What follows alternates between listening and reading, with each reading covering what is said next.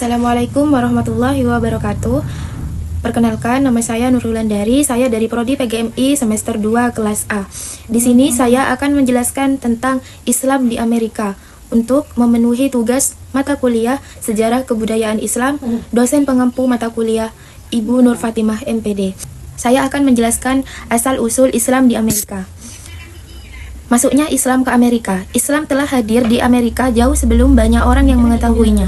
Sejarah mencatat bahwa sekitar abad ke-16 hingga abad ke-18, banyak orang Afrika Barat yang beragama Islam dibawa ke Amerika sebagai budak melalui perdagangan budak transatlantik. Diperkirakan sekitar 10-20% dari budak Afrika tersebut adalah Muslim.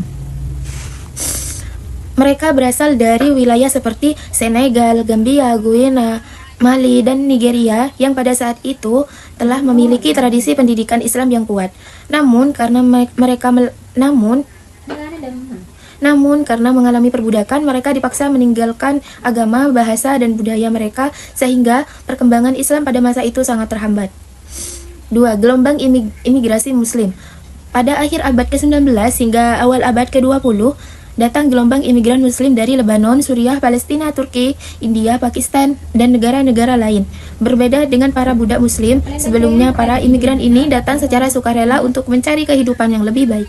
Mereka mulai mendirikan masjid, sekolah Islam, organisasi keagamaan, pusat kegiatan masyarakat Muslim. Dari sinilah komunitas Islam mulai berkembang secara terbuka di Amerika. Perkembangan Islam di Amerika. Pertumbuhan jumlah umat Islam. Pada saat ini Islam merupakan salah satu agama yang berkembang paling cepat di Amerika Serikat. Jumlah umat Islam mencapai jutaan orang yang berasal dari berbagai latar belakang etnis seperti Arab, Afrika dan Amerika, Asia Selatan, Asia Tenggara, Eropa, penduduk asli Amerika yang menjadi mu'alaf. Faktor-faktor perkembangan Islam. Perkembangan Islam dipengaruhi oleh beberapa faktor, yaitu imigrasi dari negara-negara Muslim, meningkatnya jumlah mu'alaf, tingkat kelahiran keluarga Muslim yang cukup tinggi, kebebasan beragama yang dijamin oleh pemerintah di Amerika. Perkembangan lembaga Islam. Komunitas Muslim berhasil mendirikan berbagai lembaga seperti masjid yang jumlahnya terus bertambah, sekolah Islam, universitas dan pusat studi Islam, organisasi dakwah dan lembaga sosial, lembaga zakat, serta kegiatan kemanusiaan. Lembaga-lembaga tersebut berperan penting dalam menjaga identitas umat Islam sekaligus memberikan pelayanan kepada masyarakat. Kontribusi umat Islam. Umat Islam memberikan kontribusi dalam berbagai bidang seperti pendidikan, kedokteran, ilmu pengetahuan dan teknologi, bisnis dan ekonomi, politik dan pemerintah, kegiatan sosial dan kemanusiaan. Mereka juga aktif dalam dialog antar agama untuk memperkuat kerukunan dan toleransi. Tantangan yang dihadapi. Perkembangan Islam di Amerika tidak selalu berjalan dengan mudah. Tantangan yang dihadapi antara lain adalah Islamofobia, diskriminasi terhadap Muslim, stereotip negatif di media, dampak peristiwa serangan 11 September yang mengaitkan Islam dengan terorisme. Walaupun demikian, umat Islam terus menunjukkan bahwa Islam adalah agama yang mengajarkan perdamaian, kasih sayang, keadilan, dan toleransi.